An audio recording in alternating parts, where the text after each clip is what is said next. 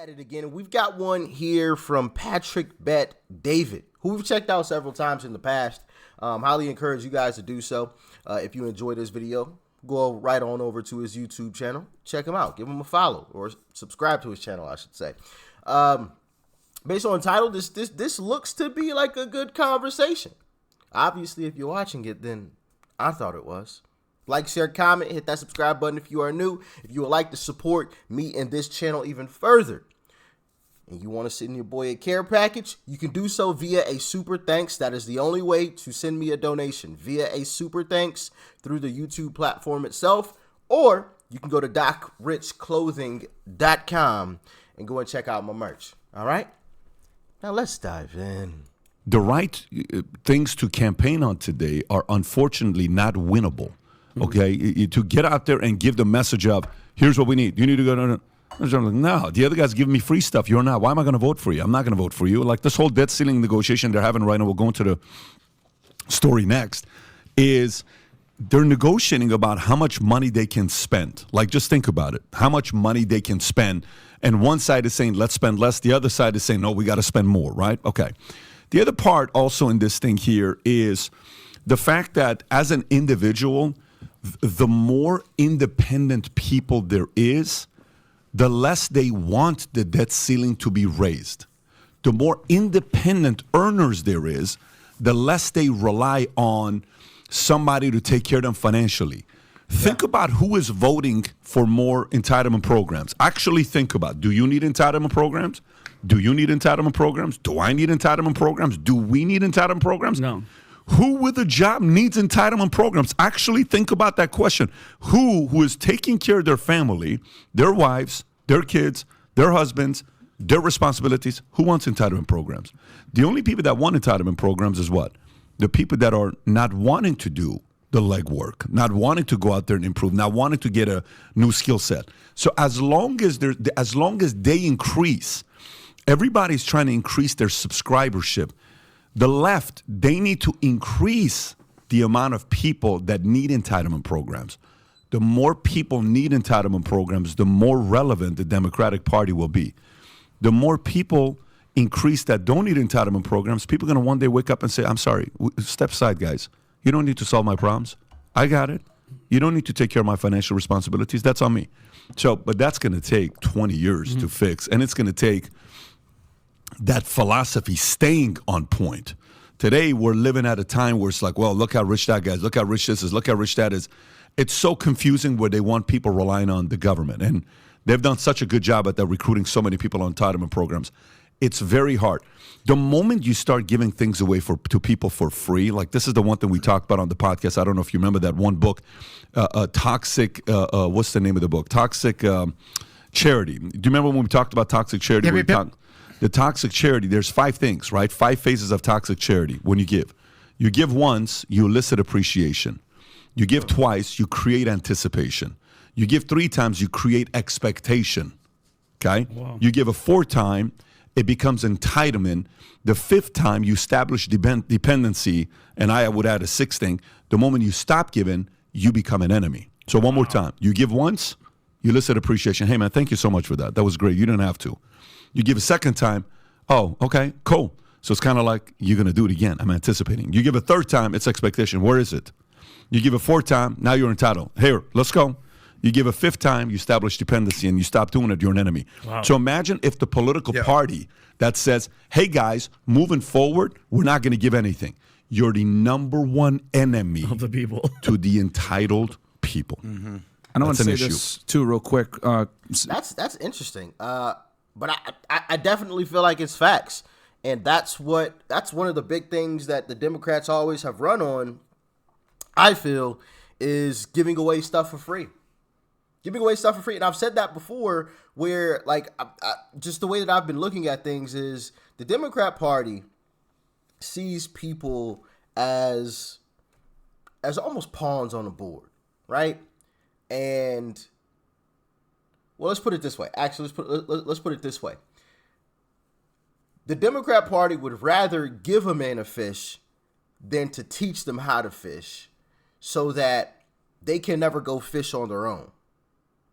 And even if you want to go back to the pawns on the board, they're pawns on the board. They can't move on their own. The chess master moves them, right? The pawns don't move on their own. They're stationary.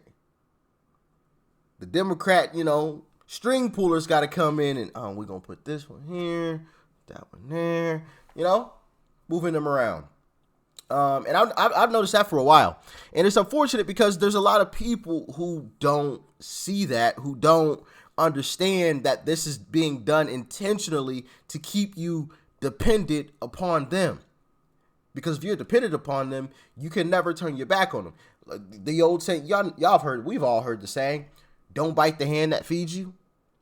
Come on now. There you go. Democrat Party. But y'all let me know what y'all think in the comment section, please. Speaking from the home side, because as you guys, your audience may or may not know, I'm a real estate investor. I have 4 properties down here in Florida and another 9 up in Connecticut. And yeah, I remember buying houses back in like 2020, 2021. I was getting interest rates at like the 3s, the 4s, and I was like, wow, this is awesome. And, it was a bidding war. I was competing with everyone. I was competing with investors, people trying to buy a home, first-time home buyers, etc. Now, interest rates, right, for an investor are closer to 8%, at 6.4 if you want to buy a home, if you want to buy as your primary residence. But if you want to buy as an investor, you're getting, mid-7s to 8% interest rate, even with good credit. So now it's worked out good for me because now I don't have as many competitors. But going back to what you guys said, who does this hurt mostly? The middle class, because now it doesn't make sense for them to buy a house because it's too goddamn expensive with interest rates. So, do I see the interest rates coming down? They're fluctuating quite a bit or whatever, and there's ways around it. Maybe you can get an adjustable rate mortgage, or you could buy points at closing, which is going to be costly. But regardless, it definitely has ostracized the middle class, where only pretty much investors are the only ones that can buy a home now. So if you're an investor, it's a great time to get in because you don't have to compete with as many people. But yeah, the interest rates are more than doubled. That's why you see BlackRock buying up everything right now. Exactly. They're buying up all the single-family homes. Can you pull up that entitlement thing one more time? He has it right up there. Okay, gotcha. He has it right up there. It's so funny because that's politically that you're talking about. But this is applicable in any phase of life. So we all know that I used to be in the nightlife world, and I still do that. It's so funny because there's this I'll give one quick anecdote. A buddy of mine is a big nightlife promoter, one of the biggest in Miami. He's going back and forth on social media, arguing with a woman, Myron. Shocker alert, her. Yeah, probably. And so I was there the night that it happened, and basically the story goes like this: she had to wait in line to get into a club, one of the biggest clubs in Miami, Live, for a half hour, okay? The club was packed, sold out, and he lets her in free every single time. Mm-hmm. Her and her girls, they drink free. We talk about number one, appreciation. Hey, thanks for letting me in. All my friends really appreciate you. Thank you. Anticipation. Hey, we're coming. We'll see you soon. Got you. All good. No worries. Expectation. Hey, I'm here. I'm in line. Where are you? Hey, I'm coming to get you. All right, cool. Entitlement. Hey, where are my free drinks? Dependency. I'm in line. Where are you? They're posting each other's stories, online. And he's like, at the end of the day, sorry if I curse, listen, I don't owe you anything. Yeah. I've been letting you and your friends come in for free, drink for free, for years. And now you want to come in and act all entitled to the club. Sorry, baby girl, you need to wait.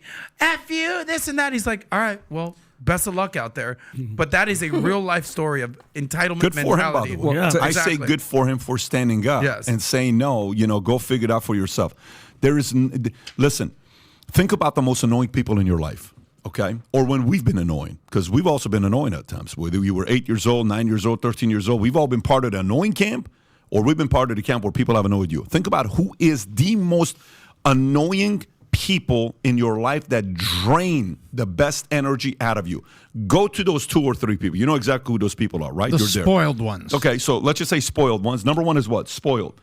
Who else are the most annoying people that suck the best energy they're out always of you? Complaining. They're never happy. Okay, so life owes them everything. So I got spoiled, complainers. Victims. Who else would you say? Victims. Who else? Ungrateful. Who else? Rob Gargiulo. Leeches. What else? Leeches. What would you say, Myron? Oh, man. I don't want to sound like an asshole. This is Myron Gaines' opinion only, not the rest of the PBD podcast. But this is a lot of modern-day women behave this way. And when you were mentioning the club situation, in my head I was thinking about, right, this is why I say being a gentleman, right? People get controversial take here. I've always said, most girls don't deserve chivalry anymore, and women killed chivalry. And the reason why is because it used to be women appreciated nice guys. But nowadays, if you're a nice guy, you're looked at as weak, and they're going to punish you for it. So chivalry nowadays is supposed to be earned from women, but guys make the mistake and come in as a nice guy thinking, oh yeah, let me go this route, and she's going to like me. It doesn't work that way because women are so, how do I say this? They don't appreciate nice, genuine gestures for men anymore. You know what I mean? They get it all the time. It's expected nowadays, thanks to the internet. Hey, fellas, do y'all feel that way? Talk to me. Anybody out there in the dating scene, y'all feeling that way right now? Let me know. And ladies, be honest. Y'all have always been honest here. Out of all the questions that I've asked y'all have always been honest. Be honest here. Talk to me. Is it true? Ladies, is it true? All right?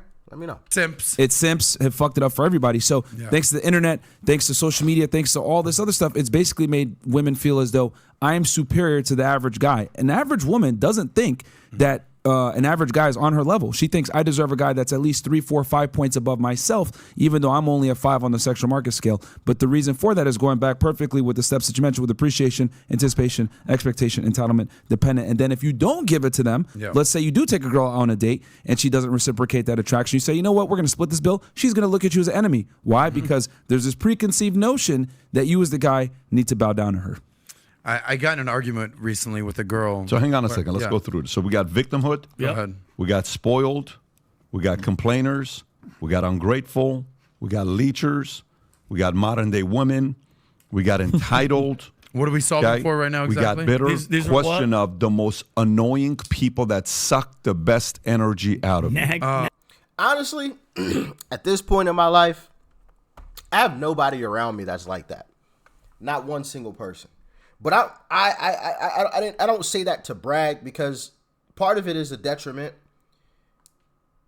But I feel like I'm so quick to like exit stage left.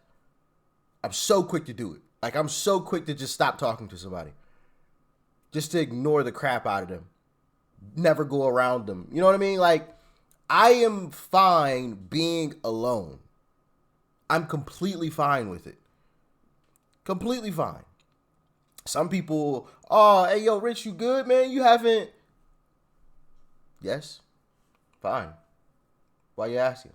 Like, if I wanted to go out, I could. If I wanted to go do X, Y, and Z, like, I could. I have the ability to, Thank God I have the ability to walk, talk, vehicle to drive, whatever. I have the ability to go do all the same things that y'all are doing. I just don't want to. I'm cool. Because y'all hanging with X, Y, and Z person that they're just a drain. I'm not trying to be around those folks. And I don't want those folks coming around me. Right? Naggers. Liberals. Okay. But if you say Crap liberals, magnets. a lot of liberals will be a lot of these qualities, right? Yeah. So then you got what? Crap magnets? Okay. So crap magnets. Okay. You know what's the best question here to ask with the following? Here's a question. Which side produces more of these?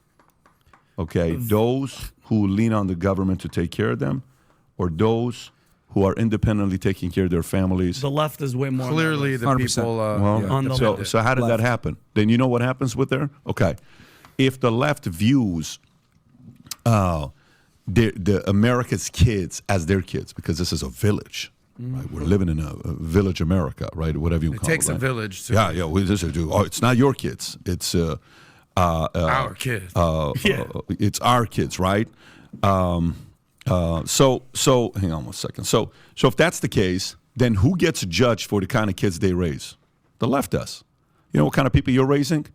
Looters, victimhood mentality, spoiled, complainers, ungrateful, leechers, modern day women, crap magnet, would you say liberals, entitled, bitter, naggers. Your philosophies are producing these types of people, okay? These types of people. What's the philosophy on the other side? Leave me alone. Let me do my thing. Let me live my life. Don't bother. Whether it's a libertarian, whether it's an independent, anything from center to the right, it's just leave me alone. Let me live the life that I want to live. So the judgment comes on what? Bad policies produce these types of people. These types of people ruin a nation. The ability to want to change these types of people takes a decade, Vinny. In many instances, they don't even know it. A lot of them cannot be saved. They won't be saved. We're having a conversation yesterday about words, right? The power in words, Yeah. Where it's like, hey, be careful saying that, because that statement doesn't have a lot of weight behind it, right? When certain men talk, they have weight behind their words. When certain people talk, they don't have weight behind their words. These guys don't have weight behind their words. Their words is what? It's not fair. That's a weak statement. Yeah. It's not fair. It's not this. It's not that. It's not. Those are all weak phrases. No leader says it's not fair. No independent person says it's not fair. If we simply gauged the weight of words being used by the left and the right, the level of weakness of the weak words being used, they would be at the top, and this side's going to be more on this side. You know, it's really interesting that he made that statement there at the end. He said one side talks about, you know, it not being fair, blah, blah, blah, you know, all of these weak terms, and the other side doesn't. And if you guys remember, I was talking about that in terms of when people, and there's not very many, you know, out of 100 people, maybe one or two talk about, you know, the whole 2020 Trump v. Joe, that sort of thing. The alleged policy that YouTube recently changed, you know, and Joe and the Democrats, you know, did some things under the rug. And I'm like, from my perspective, like, why are we talking about this? What are we talking about? And I wasn't even thinking about it from this perspective, but I was just like, that's kind of weak. Like that does nothing. That does nothing for us all. Absolutely zero. And if you guys remember, now I got the video evidence. I have to go like rummage through all the clips, but I've got the video evidence. I said that sounds like a Democrat. And I wasn't even thinking about this, but just logically, just common sense was like, that sounds like a Democrat. That sounds like something weak to say. I feel like Republicans would rather come up with solutions to fix the issue rather than just sit around and cry about it. You just sit around and cry about something, it doesn't change it. Yo, I feel like real, true Republicans, right? People who really are Republicans aren't going to be sitting around crying and complaining. They're going to be sitting around coming up with actual solutions, bouncing ideas off of each other, saying, hey, yeah, maybe we should do this, or maybe we should copy them here. Maybe we should do this there. Maybe we should show up, you know, early on this day, or maybe we should, you know, whatever.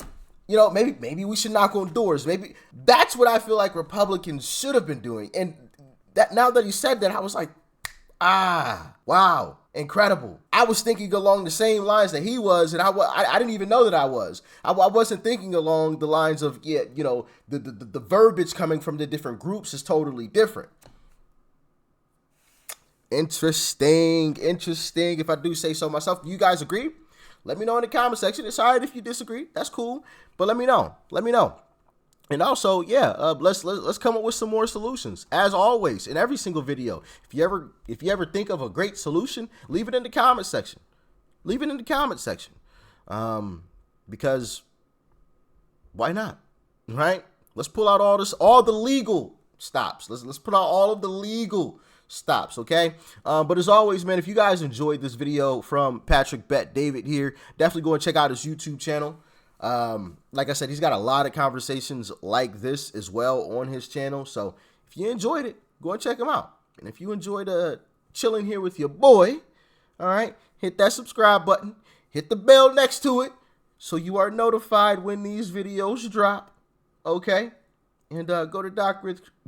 I can't even talk. I'm sounding like Joe Biden around here. Goodness gracious. I said Doc Rich. Woo!